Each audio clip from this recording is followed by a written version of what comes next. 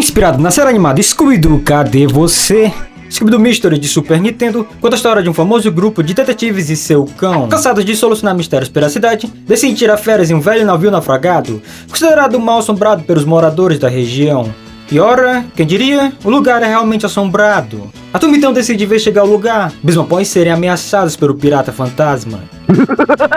A trama gira em torno desse grupo de detetives não oficial, onde controlamos Salsicha e Scooby-Doo e temos que desvendar alguns mistérios ao longo de 4 fases. Só 4 fases, você me pergunta? Sim, só 4. Mas elas são bem longas, pelo menos eu achei. Demorei mais de 2 horas para finalizar o jogo, mas deve ser porque eu sou meio burro e perdi tempo demais procurando pistas em lugares onde elas não estavam.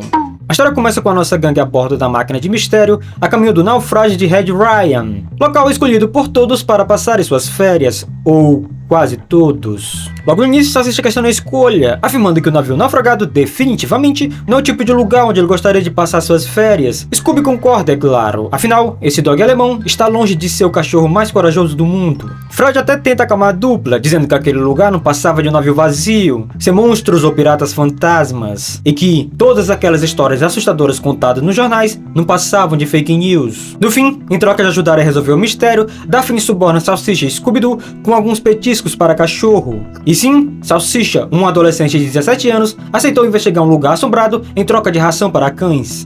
Mal damos 5 passos direito e já somos abordados por Caolho Matt, um fantasma que usa tapa-olho porque só tem um olho. É mesmo? Agora sim, estamos no controle de Salsicha e Scooby-Doo, que aqui nesse jogo funcionam como uma única entidade, assim como Sandy Jr. A dupla é tão inseparável, e agora estou falando do jogo, que muitas das vezes Scooby-Doo segue Salsicha até mesmo para o fundo de um abismo.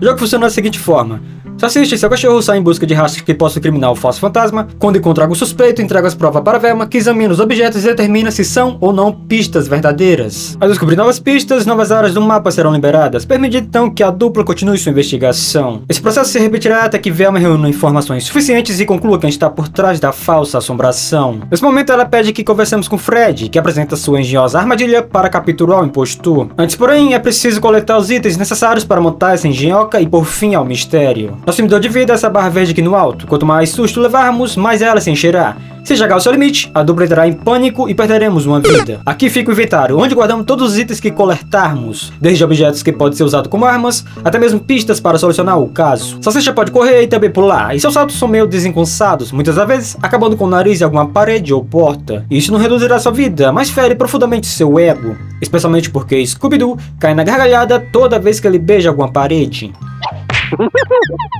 Já Scooby tem uma habilidade especial, ele consegue farejar objetos escondidos pelo chão. Em todo lugar que eu passava, eu tinha que sair farejando o local inteiro, caso contrário, perderia alguma pista valiosa e ficaria travado no jogo. De vez em quando, Daphne aparece ao lado de algum objeto importante que você precisa coletar. Em alguns momentos, ela lhe dará alguma dica sobre o que fazer a seguir, mas convenhamos, sua maior importância aqui dentro desse jogo está nos biscoitos Scooby que ela distribui para a dupla. Com esses petiscos, você consegue recuperar sua vida, mas cuidado! Daphne anda com poucos em sua bolsa, e ela só lhe dará mais depois que você encontrar uma nova pista ou avançar para outra área do mapa. Pelo menos foi isso que eu entendi durante a minha jogatina. E também dá para ver o mapa do lugar apertando algum botão que, agora nesse momento, enquanto estou escrevendo esse roteiro, não lembro qual é. Pra falar a verdade, achei esse mapa meio confuso e acabei quase nem usando ele em nenhum momento do jogo. Enfim, peguei um baú de tesouro, levei até Velma. Ela examinou todo aquele ouro e em seguida atualizou a investigação. E em troca de todo aquele tesouro, ganhei 200 pontos. Uhul!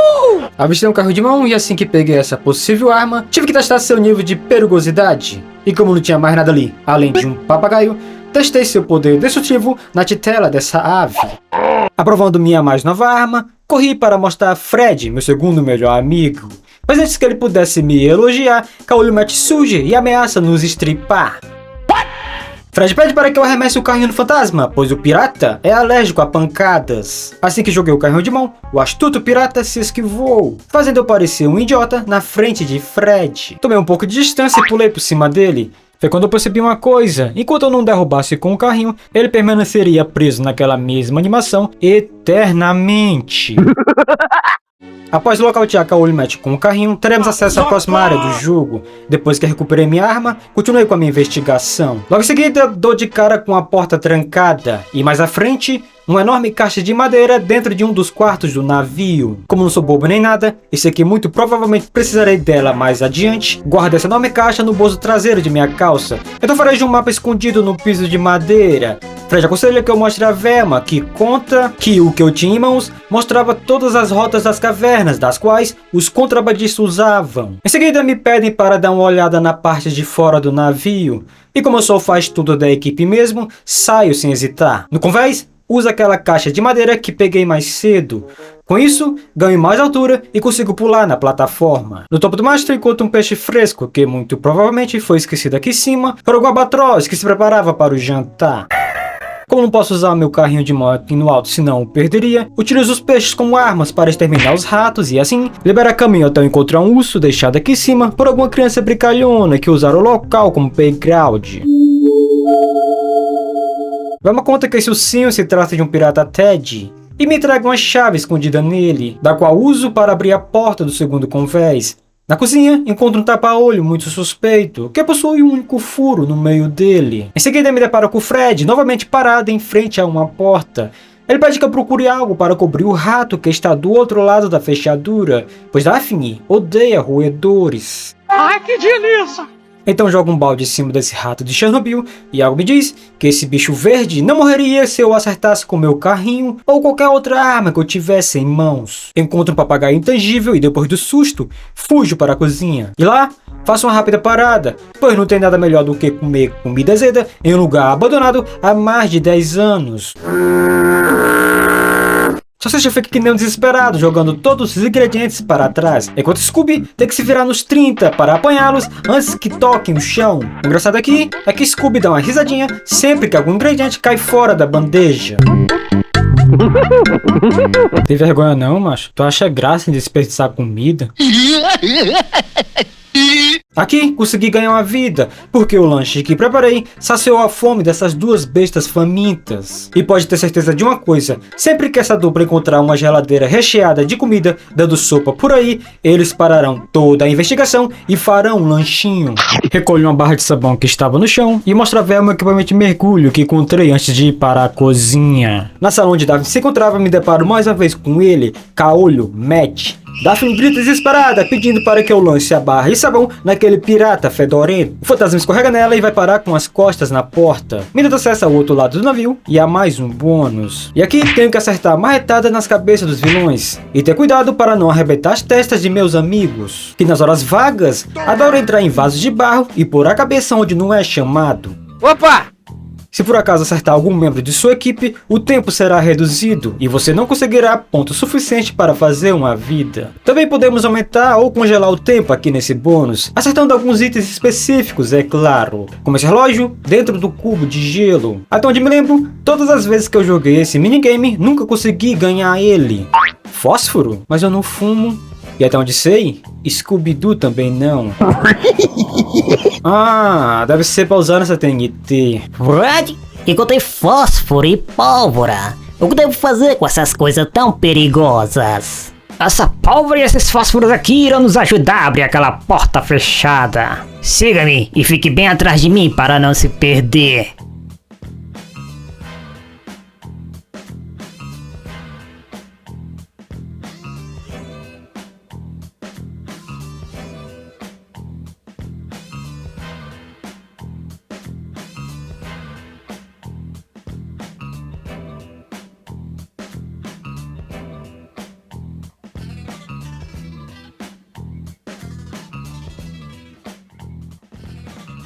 Para trás, eu irei arrombar a fechadura.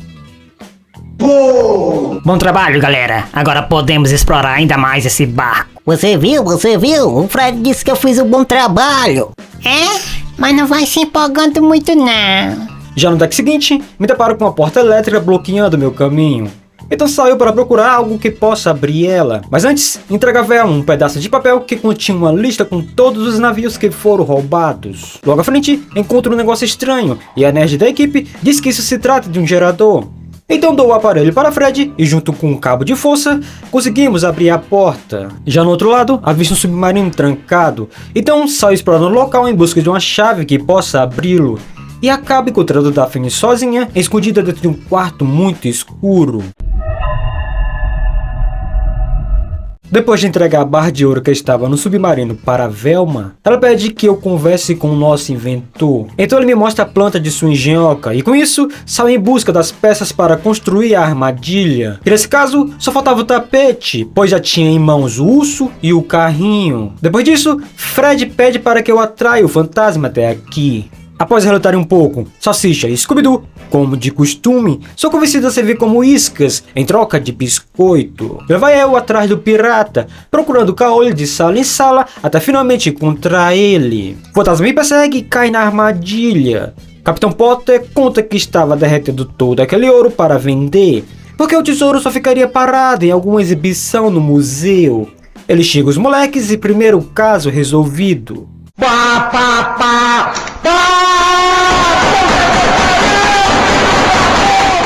Em busca de uma pausa nas investigações, a turma decide visitar um circo, mas a diversão logo se transforma em um novo mistério quando descobre que o lugar foi fechado após relatos de um palhaço bizarro assombrando o local. E cá estou eu de novo, trabalhando nas minhas férias, pois tenho muito boleto para pagar e 5 bocas para alimentar. Será que não tem nada aqui para saciar as minhas tripas? Olha lá, um coco. Parece que tá podre. Mas pode ser útil se eu jogar em cima da cabeça de alguém. Parejo um pouco, enterrado na grama, encontro um manual com dicas de como ter o sonhado corpo do Giga Shed. E eu tenho quase certeza que você precisa ter esse manual em mãos pra, sei lá, poder usar a máquina de medir força. O palhaço fantasma aparece, fala umas besteiras e depois some. Eu vou comer teu cu. Então mostra a Velma que eu acabei de encontrar. E ela disse que esse negócio amarelo bem aqui não passa de um sino. Não sei se foi erro da tradução, só sei que mais na frente encaixa essa coisa aqui na máquina de medir força e com a ajuda da marreta acerto o gongo lá no alto e sou premiado com a chave. Com irmãos, posso explorar ainda mais o parque. E começo entrando numa tenda escura junto com meu inseparável amigo Scooby-Doo. Ah, Salsicha, para com isso. Calma, Scooby-Doo, é só um carinho. Ah! Esse lugar só tá esse breu assim porque ainda não peguei o lampião. Mas dane-se a escuridão, pois acabei de encontrar uma moeda de 5 centavos. Agora a dúvida é a seguinte: onde posso gastar todo esse dinheiro? Vejamos. Uma máquina de pegar ursinho? 5 centavos para usar ela? Mas que conveniente, é exatamente o que eu tenho aqui no meu bolso. Será que hoje estou com sorte, Scooby-Doo? Depois de ganhar o brinquedo, Velma se aproxima na minha direção e olha se o action figure já tinha na sua coleção. Então ela nota que havia um passe preso nele, do qual liberaria mais áreas do parque para serem exploradas. O palhaço bizarro surge novamente, me desespera um pouco e acaba com o nariz na cerca. Mas calma aí, é só pular por cima desse infeliz e seguir seu caminho. Com isso aqui, para deixar o lampião brilhante, não precisa mais se preocupar com a temida escuridão. Usando a chave que peguei na máquina de medir força, entro no trailer e vou direto para a cozinha. Mas dessa vez não consigo fazer um sanduíche decente. Só que isso também não importa, pois acabei de encontrar uma nova pista e avistar um lobo vindo na minha direção. Logo descubro que a chave que apanhei no trailer é de um veículo, e mais tarde fico sabendo que pertence a um caminhão. Avançando mais um pouco, me surpreendo com um monociclo andando sozinho, e a não ser que isso seja algum tipo de brinquedo autômato, pois todos os fantasmas do jogo são pessoas fantasiadas, esse velocípede aqui provavelmente está mal assombrado. Mas nada que um coco seco não resolva o meu problema. Olha lá, espantou até o lobisomem daqui. No escorrega, Frederico me alerta que o brinquedo é muito perigoso para crianças da minha idade. Mas como eu sou mais corajoso daqui, ignoro o desportista e entro no brinquedo. Em vez de deslizar no escorregador como qualquer um faria, eu surfo e ainda tiro onda. Só não entendi esses espinhos aqui, isso me parece meio perigoso para se colocar em um escorrega. E você tem que completar o bônus até o final, caso contrário não surgirá uma chave para liberar a passagem até o caminhão, do qual você precisa apanhar o maçarico que está dentro dele. Um detalhe ao tamanho desse veículo, cheio de plataformas e caixas para subir até lá em cima. O caminhão parece uma casa de 3 andares, de tão grande que ele é, maior que a caixa de fósforo onde eu moro. Com a ferramenta em mãos, Fred arrebenta o cadeado e entramos no picadeiro. Nessa parte final aqui, coletamos as últimas provas que faltava. E Fred me mostra o plano para pegar o palhaço, que envolve um canhão, muita pólvora e um pouquinho de cola. Então, atraio o palhaço até o centro do picadeiro, jogo um pouco de cola no lugar marcado e acabo ficando preso junto com o palhaço imbecil. Remocho-me um pouco e logo consigo me soltar. Aí vocês devem estar pensando, o palhaço já não tá preso, agora é só tirar a máscara e descobrir quem é o impostor. Não, temos que pôr em prática a armadilha de Fred, mesmo que ela não faça nenhum sentido e muitas das vezes falhe durante seu processo. A turma odiaria machucar o ego de seu líder e motorista da van. Fred, você tem mais daqueles biscoitos Scooby? Não, amigão, aqueles foram os últimos. Tem certeza que não tem nenhum aí no seu bolso? Salsicha, para com isso. Cala a boca, cachorro sarnento. Coloca o barril de pólvora e depois a bala de canhão. E por último, acendo fósforo e bum, mistério solucionado. E quem estava por trás de tudo isso era o zelador e seu sobrinho, que assombrava o parque para desvalorizar o lugar e com isso, conseguiram comprar a atração por um preço reduzido. Cansados do picadeiro, a turma decide ir para um lago, se refrescar um pouco e, quem sabe, pescar alguns peixes. Pirarucu. Mas Frederico acaba se perdendo em um nevoeiro e fica com as rodas de sua van atoladas em um pântano. Scooby avista uma criatura feita de alcatrão se aproximando lentamente e alerta a turma. Por sorte, o carro consegue sair dali. No caminho para o rancho Débil, a turma vê um senhorzinho na estrada, caminhando na direção deles. Ele grita exaltado que nunca venderá suas terras. Velma intervém, perguntando o que esse doido pensa que é. Grumper explica que ele é o dono da maior parte da área, além do pântano fedido, que ele orgulhosamente afirma que nunca venderá para Débil. Quando questionado sobre o monstro de fezes, ele se faz de doido e pede para que saiam de suas terras. O jovem segue caminho até o rancho e Fred faz a turma se separar. Curioso, ele queria saber por que Débil estava tão interessado em um pântano assombrado. E como de costume, somos recepcionados pela assombração do local. Seu cocô. Minha investigação começa subindo nesse armazém, e aqui encontro um biscoito Scooby, cuidadosamente escondido no telhado. Sigo o caminho até o lixão e Daphne pergunta educadamente se alguma coisa aqui me serviria. Procuro por peças de roupas e calçados que cabem em meu corpo, mas não encontro nada. Apenas essas latinhas aqui, jogadas no chão. Um pouco mais na frente, dou de cara com uma passagem bloqueada por folhas. Nada demais, na verdade. Tava tranquilamente para eu passar por cima, considerando o tamanho desproporcional de minhas pernas. Mas tudo bem, é para isso que existem os roteiros. Depois de quebrar um pouco a minha cabeça tentando ligar o ventilador ao gerador, Fred me chama de imprestável e mostra como usar o equipamento de verdade. As folhas são sopradas e sigo o caminho até um posto de gasolina. Aqui encontro um galão cheio e alguns pneus. E mais lá na frente, precisarei que caia em cima deles.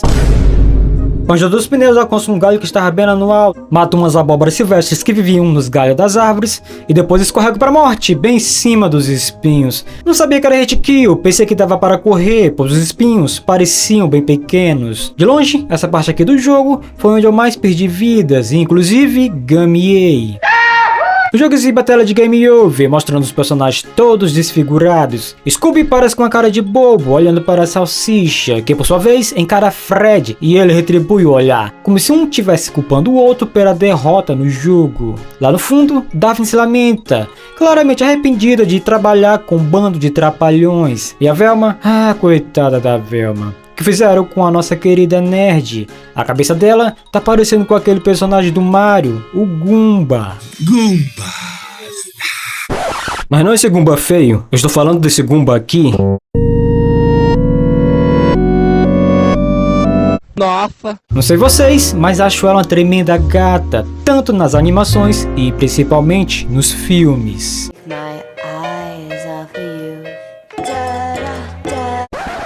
Cê é louco, mano. A mão começa a tremer quando eu vejo essa cena.